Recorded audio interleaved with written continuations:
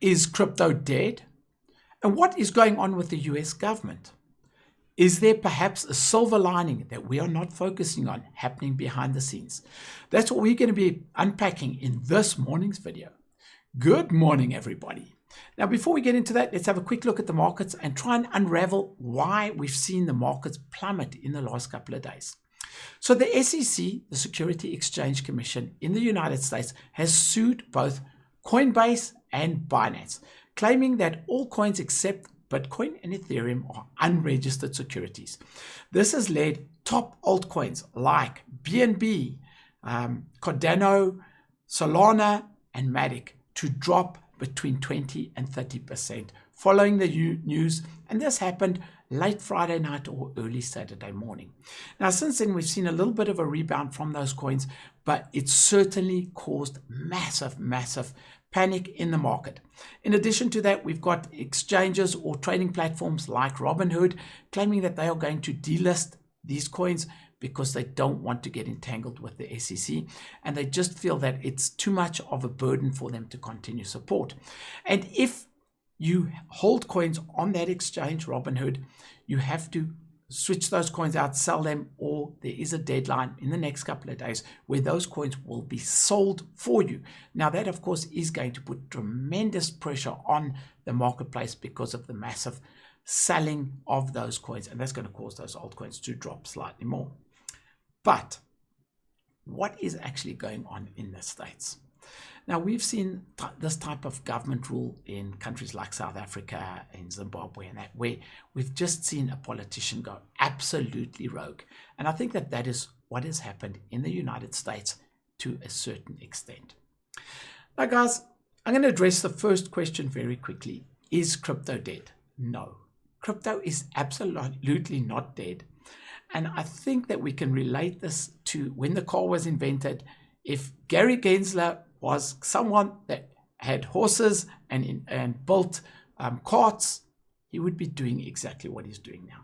In other words, if you have no interest in a technology that will better humanity being brought to the forefront, you will try and curtail it, you'll try and restrict it, you'll try and ban it in any way. But the human species is clever enough to let these technologies grow and flourish. Sometimes they are hindered, but ultimately the best technology, the best ideas always come to the forefront. And with that in mind, with that conviction about cryptocurrency, I think it's safe to say that crypto is not dead. Crypto is, without any doubt, a better monetary system, and it will flourish. It will prosper. There is no man that can stop crypto. There's no country that can stop crypto. Crypto is here to stay, so we can all relax. There are going to be many bumps in the road, but crypto is not going anywhere. And I think that's obvious, and it's going to be very obvious in the years to come when we look back at videos like this. We're going to go, oh, wow. And Gary Gensler's grandchildren are going to be embarrassed when they look and see what their grandfather did. They're going to try and hush this story up. Anyway, let's look at the potential bright side to what is going on. Now, because the States is getting harsh on cryptocurrency, trying to pseudo-ban it, trying to make it very difficult for the American public to buy cryptocurrency, and thereby taking a huge chunk of the market out of cryptocurrency, we can see other countries like Russia, China, Hong Kong, wanting to just do the opposite to what America does. So if we think about it this way, first of all, America, the petrodollar, the world currency is the dollar. And we're seeing, not even in the crypto world, we're seeing a lot of countries trying to kick against this. We're seeing a lot of countries saying, no more, we do not want the dollar to be the world reserve currency. And that is going to take time, but that is slowly unraveling. Then we are seeing China, Hong Kong, Russia, and many other countries, Dubai, starting to go, if America will not welcome crypto innovation, we will.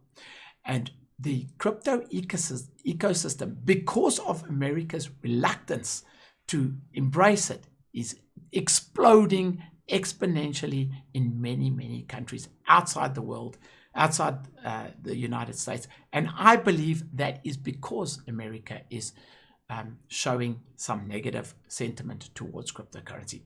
And that, I believe, is the hidden silver lining to what we're seeing here. So while crypto is being depressed in the States, it is absolutely exploding everywhere else. And we have the United States, Gary Gensler, to thank for that. Let's take a second to talk about Gary Gensler, just to understand this guy's background. So he does understand cryptocurrency very well. If you say he's naive and he doesn't understand cryptocurrency, that is not true. He taught cryptocurrency at MIT. And in those teachings, there's clips all over online that show that he, out of his own mouth, said that most cryptocurrencies, in fact, 3/4 of cryptocurrencies, are not securities.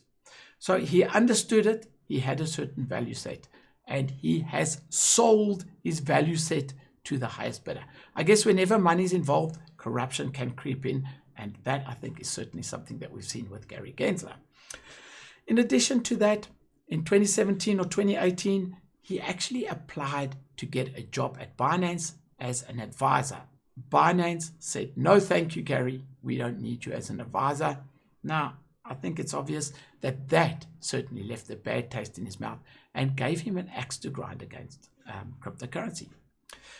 In addition to that, we don't know what is going on behind the scenes with Gary Gensler and who he is trying to protect. We know that the banking cartels have got Gary Gensler. They are getting him to try and do their bidding. And I don't think it's long before we see every single bank, not only in the United States, but throughout the world, offering cryptocurrencies on their platforms in some way or another. Now, the final thing that is absolutely mind-blowing, and this is alleged, it is a rumor, I don't know it for a fact, but there are rumors circulating that Gary Gensler took out massive short positions in cryptocurrency before the lawsuits for Coinbase and Binance were made public. Now, if that is the case, can you imagine how difficult it's going to be for him to defend the fact that he has the public's best interest at heart? Because we all know he doesn't.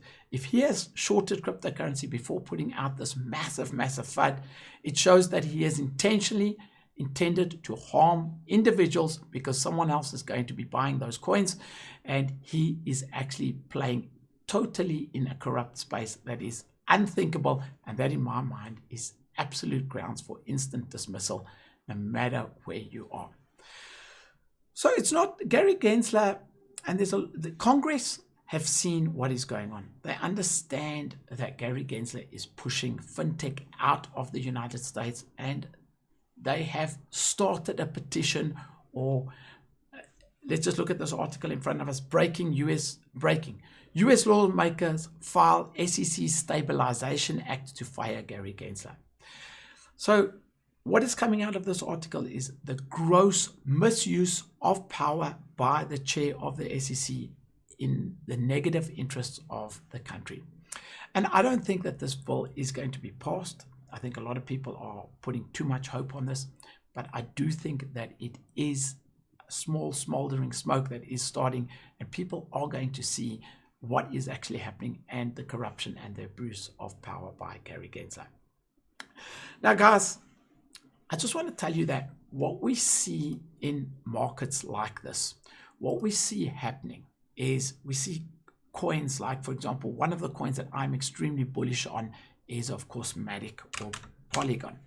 Now, Matic is currently trading at 12 Rand and 9 cents, and it's trading at about 64 cents internationally. So this is a very good entry opportunity. Now, of course, I have to say this is not financial advice. Please do your own research and proceed with caution. But let me give you a prediction of what normally happens at times like this. So Matic's at 64 US cents. I'm going to buy a couple of Matic, and in 12 months to 18 months, I'm going to be sitting telling people, yeah, I bought it 64 cents. And you know what they're going to say? You're so lucky that you bought it 64 cents. Wow, you're so lucky that you bought it so low. And I'm going to sit there, I'm going to smile, I'm going to nod, I'm going to go, yeah, I'm just so lucky. Meantime, it has nothing to do with luck. It's got to do with understanding the market, having the courage to back your convictions and to buy when something is on an absolute fire sale. What do you think the price of Matic is going to be in a year or 18 months? Answer that question in your own mind and then make your own decision. And I'll smile and nod at the person who tells me that I was lucky. I've been doing this for 10 years. I've been lucky for 10 years. When cryptos are on sale, I buy. When the price goes up and everyone else is buying, I sell. I know a lot of you watching this video are not going to buy because there's too much blood on the street, but you will be buying when the price is double or triple.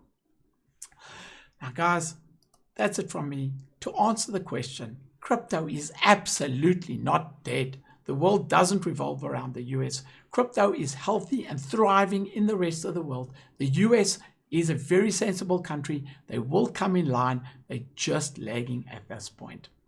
So don't be frightened. Don't be concerned. Do your own research. Proceed cautiously. But crypto is definitely not dead. And finally, in closing, guys, every 60 seconds, a minute passes in Africa. Time is precious. Let's not waste it. That's it from me. I'm out.